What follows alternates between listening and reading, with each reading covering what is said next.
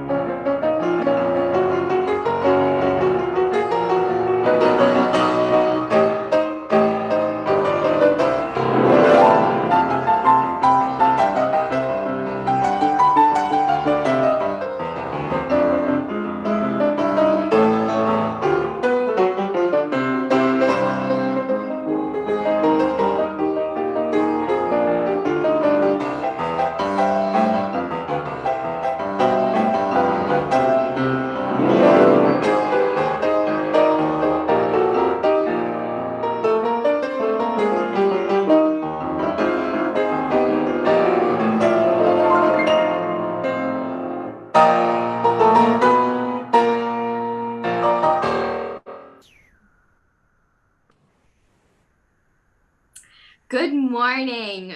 Welcome to Paint Branch Unitarian Universalist Congregation. We are broadcasting directly from Greenbelt and other locations in Prince George's and Montgomery County. We are joyfully here together in a virtual setting. Paint Branch strives to welcome all, whether your country of birth, your beliefs, your race, gender identification, physical abilities, or financial status.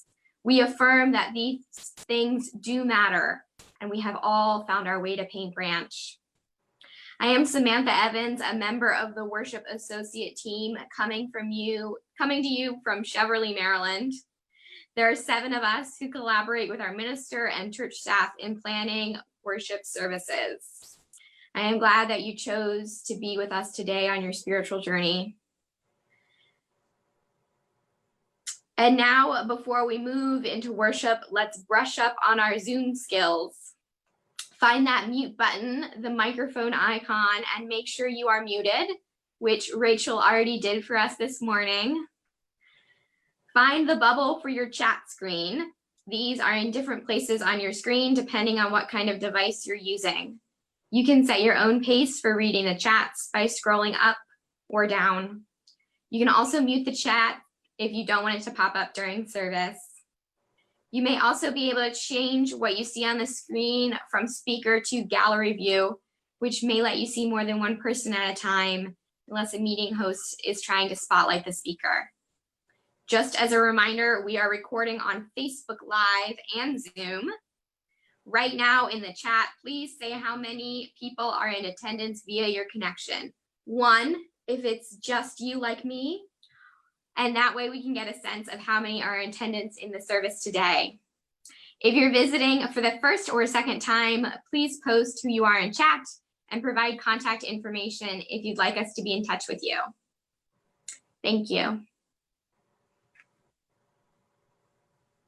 Good morning. I am Reverend Rachel Christensen. I'm the minister at Paint Branch, and I'm glad each of you have joined us this morning. Last week, we had some kerfuffle about the link for Zoom for the worship service. And so this week, we're trying a couple of different new things. One is we've decided to use the same link for Sunday service for every worship service from now until the end of December. And we think that that will work fine. If it turns out not to work fine, we'll change the plan. The other is that we hope you received an email this morning with direct link information for the worship service, for the order of service, for the links for donations, and for announcements, all the things that we need to get through the worship service and feel like we've been a part of this community. If you are not on our mailing list for things like that, I encourage you to access the visitor information or the subscription information that will sign you up for the continuum and emails such as that, so you can stay better connected. We are here this morning on a hot day. It has been really hot in our DC area now for over 3 weeks. I'm noticing in the paper that they sometimes say it's going to be hot, and sometimes they say very hot. But today, those temperatures for hot and very hot are actually identical, both 98 degrees and sort of crummy, sweaty, difficult to be in. I worry about what that means in terms of long-term temperature trends and the health of our world and our people, and what that bodes for us in terms of weather and livability. I also want to name that yesterday John Lewis died, a giant in civil rights and a moral compass for us as a county, who first became so known to us during the Selma March with Martin Luther King, when he suffered a fractured skull and serious injuries at the hands of police. So here we are again, still 60 years later, talking about the hands of police. Thank you. I'm glad you're here with us to worship today. May we be together. Thank you. Samantha?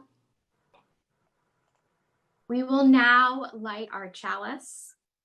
Please say the unison chalice lighting words that will appear on the screen at home with me.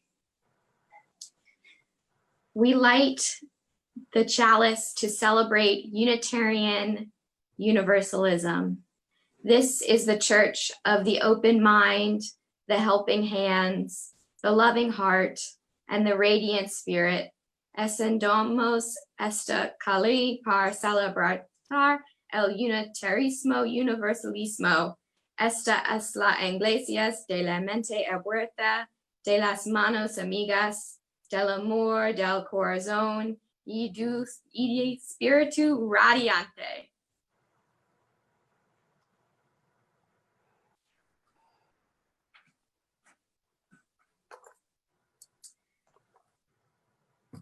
And now we will move into our joys and sorrows. Let us join our hearts and mind in a time of prayer and meditation. As we gather in community, we carry with us life's hurts and its great joys. Sometimes sharing these joys and concerns in community can help. You are now welcome to share your written joys and sorrows by entering them in the chat bar. The intonation music is a civil rights and spiritual medley played by our music director, David Chapman.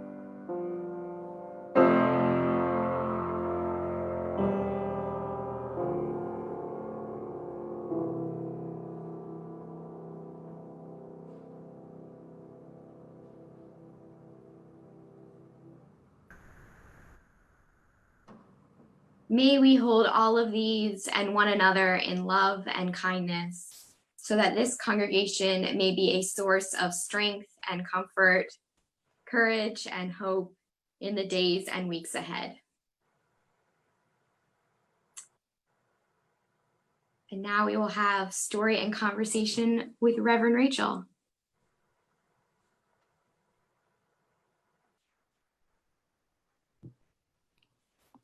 Thank you, Samantha.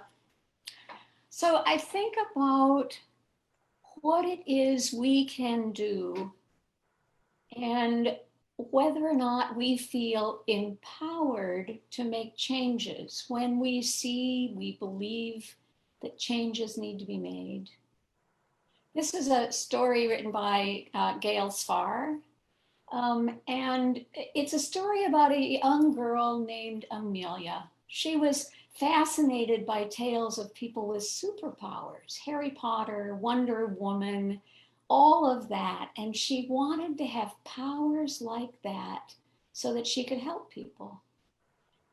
She sometimes saw a boy at lunch sitting alone and he looked very sad. And she thought, if I had magic powers, I could make him smile.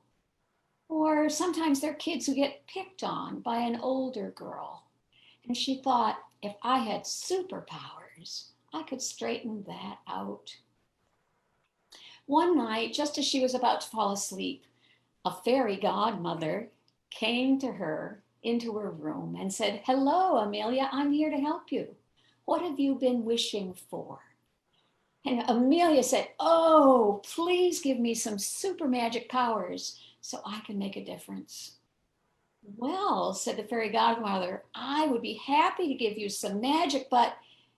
And Amelia said, thank you. And with that, she fell sound asleep. The next morning, when Amelia woke up, she remembered what had happened, and she jumped out of bed, eager to test out her new superpowers.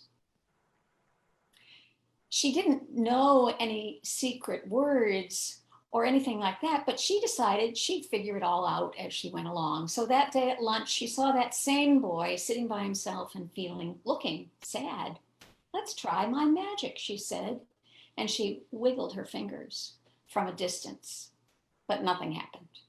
"Maybe I need to be closer," she thought. So she walked closer to him, and he looked up at her. She couldn't help but give him a big smile, and when she did, his face beamed with his own huge smile. "Ha," thought Amelia, "I really do have magic. Can I join you for lunch?" she asked. "Sure," he said, smiling even bigger. The two of them laughed and talked all during lunch. She learned his name was Bobby, and his father had died earlier in the year, and he and his mother had to move here after that, and he didn't know anyone and was too shy to go up to the kids and talk. Well, they became good friends, and Bobby smiled a lot. One day after that, Amelia and Bobby were in the playground when they saw that older girl bullying two younger kids by the swings. She'd read what to do about bullies, but she'd never try any of it. But now that she had superpowers, she was sure she could do it. She was ready. "Come on, Bobby, let's go help those kids." So they walked up to where they were, and Amelia wiggled her fingers and said loudly, "Stop it right now. Come on, Dodie and Lou, come with Bobby and me. You're safe with us." And they walked away together. Amelia told the younger kids, "If she bothers you again, just turn around and walk away. Act like you don't hear her. Don't show any emotion. If she keeps on trying to hurt you, let Mr. Crenshaw in the office know, and I'll go with you if you need me to." They were never bothered again. By now, Amelia was feeling pretty good about her super magic powers and thought, how can I use them to fix up our old park? Wiggling her fingers didn't work, and she still didn't know any magic words, but she said, maybe if I start working to clean it, something will happen. And so she did. She took trash bags to the park and started picking up trash that had been left there. Before long, a couple of friends came by and asked what she was doing. I'm fixing the park so we can play in it again. Sounded like a great idea, and they all began to help, picking up trash, pulling weeds, clearing out dead brush. Little by little, it made a difference. Some of the parents saw the improvements and they decided to help. Some mowed the grass, built picnic tables, and others convinced the city to spend some more money on the park. It was hard work, took many days, but they got their new park. When it was all done, they had a picnic in the newly fixed up, celebrated park. After the picnic, Amelia fell exhausted into her bed. That night, she was just about asleep when the fairy godmother came back.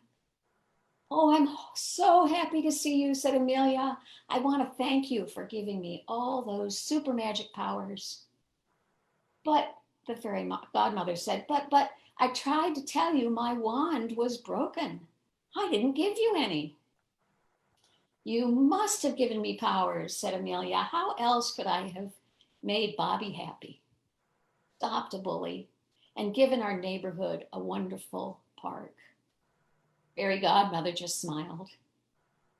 "My dear, you did that because you possess 3 powers that you developed yourself: kindness, bravery, and determination. With those 3 things, you are making a difference. And I want to show you my t-shirt, which I hope you can read. It says, "You had the power all along, my dear." We each have the power. We have the power all along to make a difference, to help make change happen when it needs to happen. Let us be well and know that we have the power to make changes. Thank you.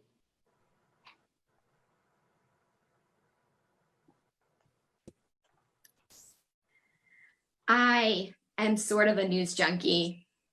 It's the political science major in me. I think it's why I became a political science major, because who doesn't want to read the news all the time? I try my best to keep a pulse on what's happening in the United States, both locally and nationally. With the shift in the news media showing the harm that comes to people of color, both as they peacefully protest and move in their everyday life, a new decision has become a forefront discussion: the call for defunding the police. I recognize that I have been incredibly privileged when it comes to interactions with the police. The only police officer I have ever interacted with was a cop assigned to my high school who I saw from afar. It is in hindsight that I wonder about the trauma that having a police officer patrolling the halls had on my fellow students. I knew his duty station was my school, but I never interacted with him. And as a white woman from a privileged background, I do not experience fear when I see a police officer. The only anxiety I have is that I worry I did something wrong, even when I know I was totally allowed to go to the bathroom. However, I had high school friends who were undocumented immigrants, friends who experienced negative interactions with the police, friends who had family members who were incarcerated. I cannot imagine how harmful seeing the officer would be for them, nor how it might have negatively impacted their ability to learn. School should be a safe space for everyone. And by having an officer assigned to my high school, it created an environment where that was not true. When the decision of defunding the police started to happen, I tend to get really practical. And I wonder what that would look like. What would be done with that money? And I immediately think about public education, both how my own education would have been different. And I think about my best friend, who was a middle school English teacher in Baltimore County.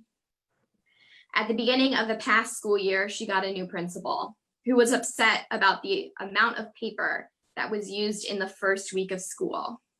So in response, the principal took all of the paper and informed teachers they would need to go to their department heads, who would need to go to the principal to explain why that teacher in particular needed paper. I cannot begin to tell you how many venting phone calls I got when she was leaving work for the day. The first 3 weeks of the new semester, she called me every day and said, I can't tell you what happened today about the paper. The lack of resources consumed her and her colleagues. It created tension between all members of the staff. There was internal fighting when one department would get more paper allocations than the other. And as an English teacher who was committed to teaching handwriting skills, she was so frustrated that her students weren't able to learn the way that she wanted them to. I wonder what my friend's middle school would do with those resources that are currently allocated to the police. The school is so underfunded, I don't think they know what it would look like to have the resources they truly need, to have smaller class sizes, to have access to materials, to have history books that aren't 30 years old. There is so much reinventing and structural change that would need to take place to all the systems affected. And that brings me a lot of hope. The idea that so many institutions would experience an intentional period of growth and change, where schools, mental health services, healthcare, and other social programs would be able to have the ability to be more than just barely getting by with funding. And I am hopeful that that change is coming, where states do not use the police as the only resource to address conflict, where funding is more evenly distributed to the services that provide daily care to citizens. And I am committed to doing what I can to help bring that to fruition, whether that be as a citizen reaching out to my representative or in my new career as a social worker. Now we can listen and sing along to hymn 155, Circle Round for Freedom, performed by Hybrid Voices.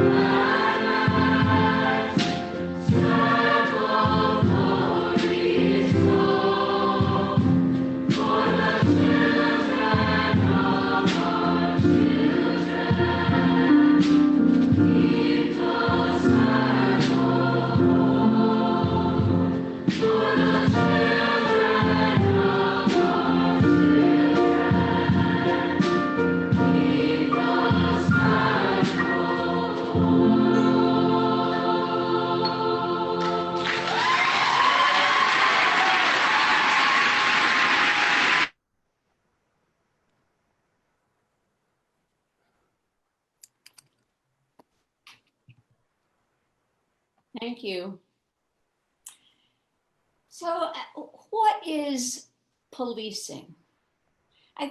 One definition I've heard recently is policing is a social relationship and set of practices backed by the state to enforce social control through use of force. And I wonder, with that, who determines the social relationship, the set of practices, and what social control, what force? Sometimes we hear of policing as being the role to serve and protect. But who are they serving? And who are they protecting? Organized policing started as enforcement of slavery, using slave catchers, militia, and other forms of brutality. By the mid-1800s, organized police forces were functioning in New York City, Boston, and Philadelphia. They were no longer militia. They were actually organized with uniforms and with supervision and direction. But for over 100 years, there have been incidents or major arcs about protecting those in power and the use of force against those without.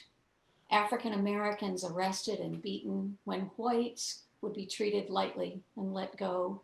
Union workers met with violence, protecting property rather than people.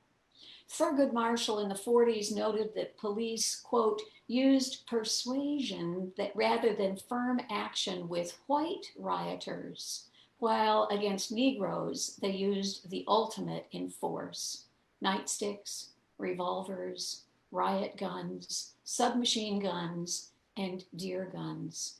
The racial disparity is remarkable. The Kerner Commission was convened after the unrest across the country in 1967 and found that the police subculture was based on hierarchy, on following orders.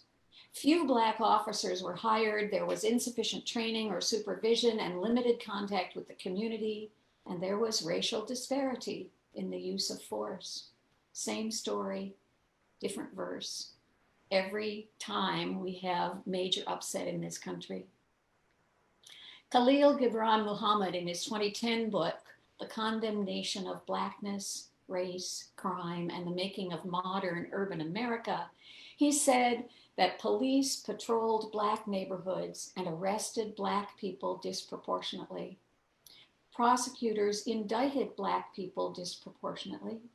Juries found Black people guilty disproportionately. Judges gave Black people disproportionately long sentences. And then, after all of this, social scientists, observing the number of Black people in jail, decided that as a matter of biology, Black people were disproportionately inclined to criminality. End of quote.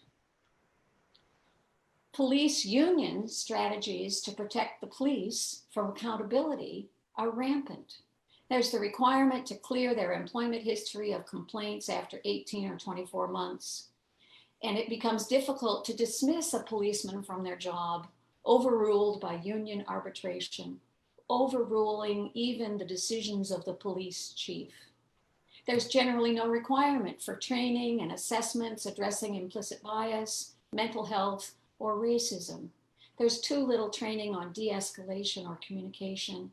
There's a high number of veterans and combat veterans in the police department, and it is known that combat veterans use their firearms much more often and are much more likely to kill someone in their work. We should have an annual requirement for police to have a mental health assessment and meet with a therapist.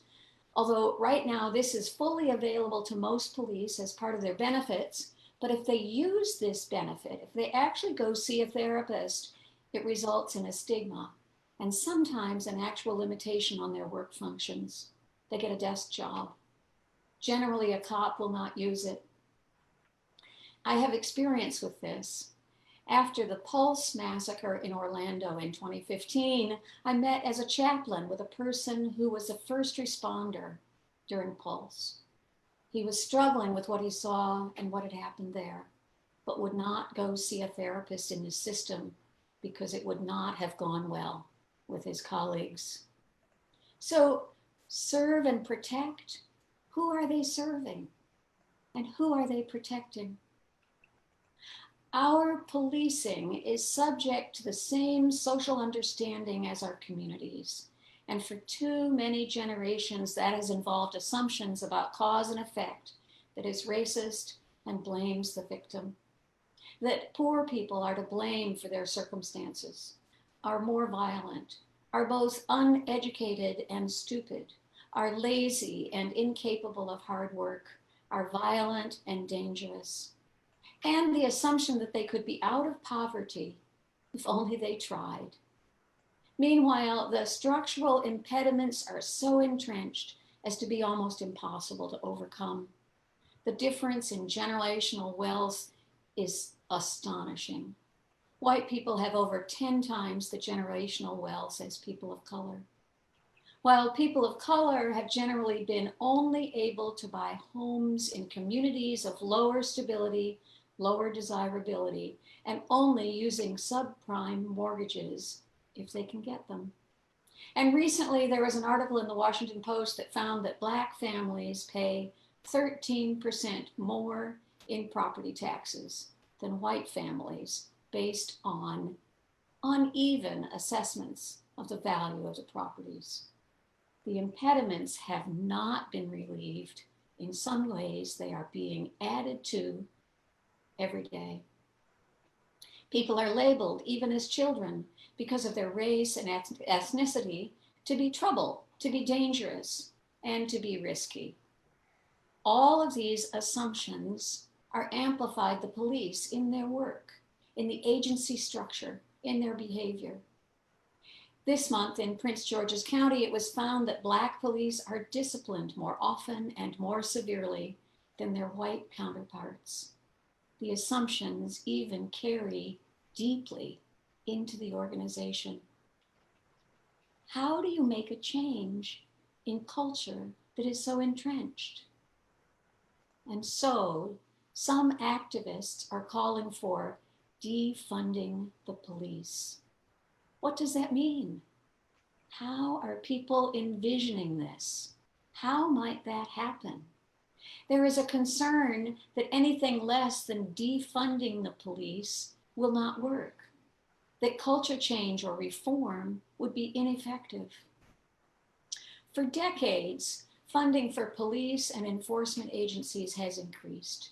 More cops, more equipment, more militarization of those departments.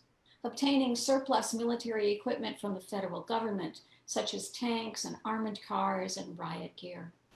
Each of these serves to shift policing from the concept of enforcement by members of the community to military action, and it constructs a barrier between the community and the enforcement community. Further, it has been shown that when we militarize the police, it dehumanizes both the police and the people of the community, making it less likely that there can be successful de-escalation. We stop believing the other is a person we can talk to.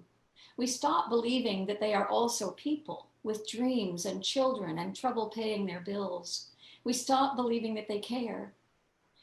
President Obama implemented a plan that prohibited the military equipment from being transferred to communities until they were repainted from camouflage colors to shift the relationship from war to community. The move toward more and more dollars for policing is a result of encouraging fear and otherizing of people who are poor and people of color. In the same way, the idea of defunding the police is being used as an incitement of fear and othering.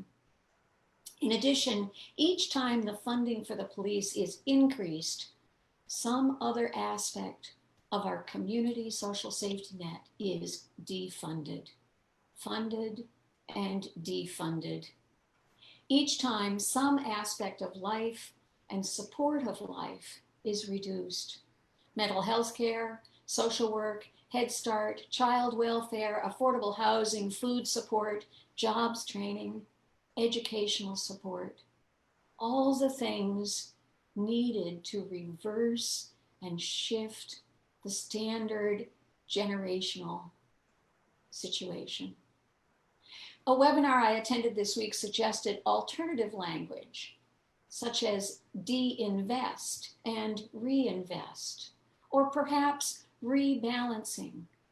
But the fear, as I said before, is that no amount of reform of the police will really create a change in culture. It is deeply seated and reinforced by the long tenure of the police on the force. It is reinforced by the unions who have negotiated conditions that reduce accountability. It is reinforced by the pervasive language of fear, by our segregated residential communities, by our failure to know our neighbors.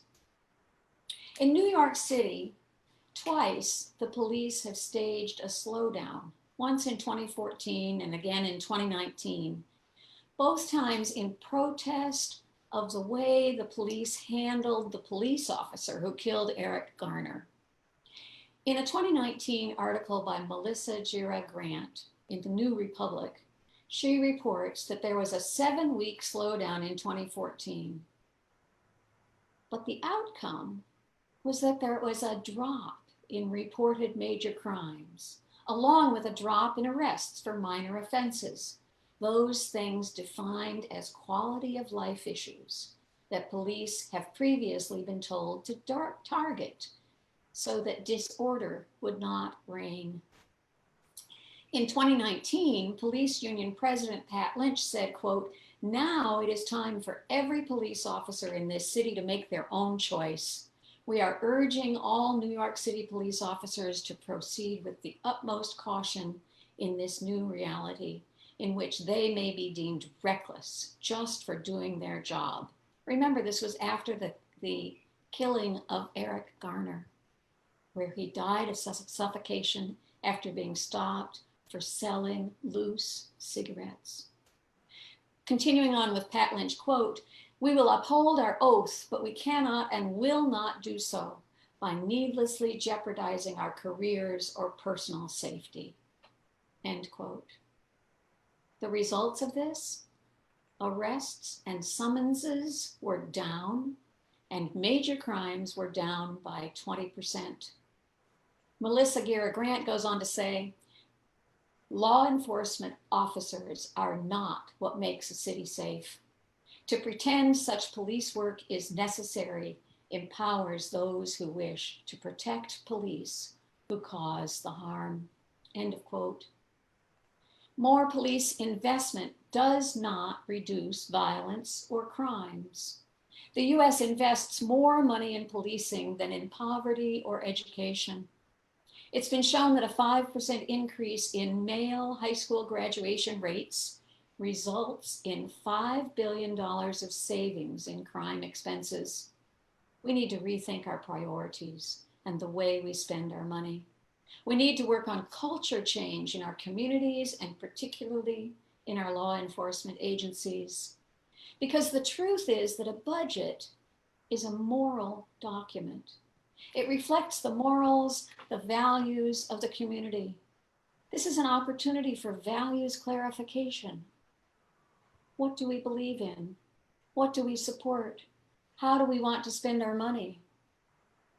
Let us reinvest in life-affirming work.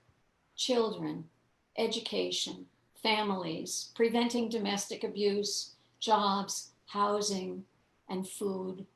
Let us begin to shift our allocation of dollars from enforcement and police power to creating opportunities and cultures of care. Let us keep our collective eye on the work of culture change and end the idea that all of society's tensions can be solved by more cops, more guns, and more power. May it be so.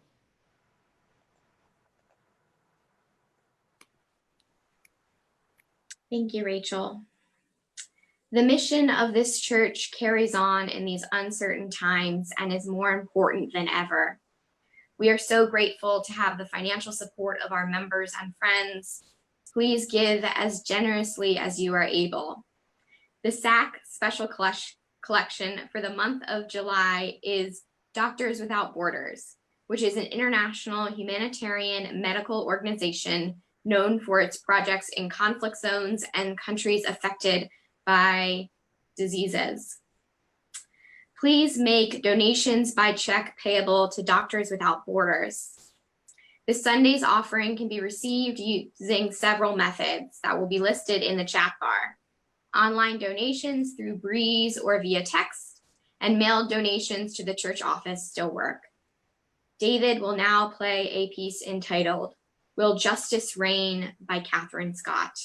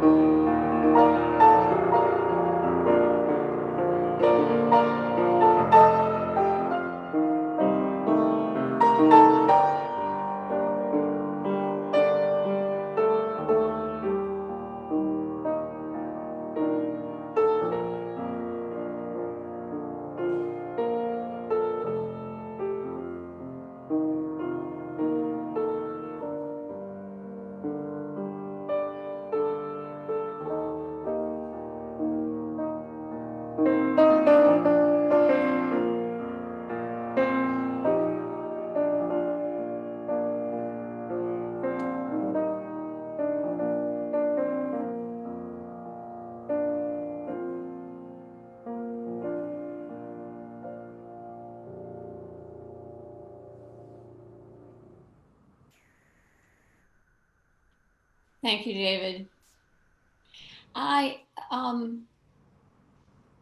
One of the things I worry about is what our work is to do. There is such an inflammatory ad out now about defunding the police means no engagement, no boundaries on behavior, no help for people who need it. And I think it's so important to shift the language away from that to a reframing of our priorities and a questioning about the effectiveness, about more money on more policing versus more money on caring for people. It is a challenging situation, and I think for us to be part of the story, we need to be part of the conversation, have difficult conversations with people around us. I invite you now to join in singing together from your homes on mute, Spirit of a Life, Fuente de Amor. We will sing 2 verses, first in Spanish, then in English. The words will be displayed on the screen.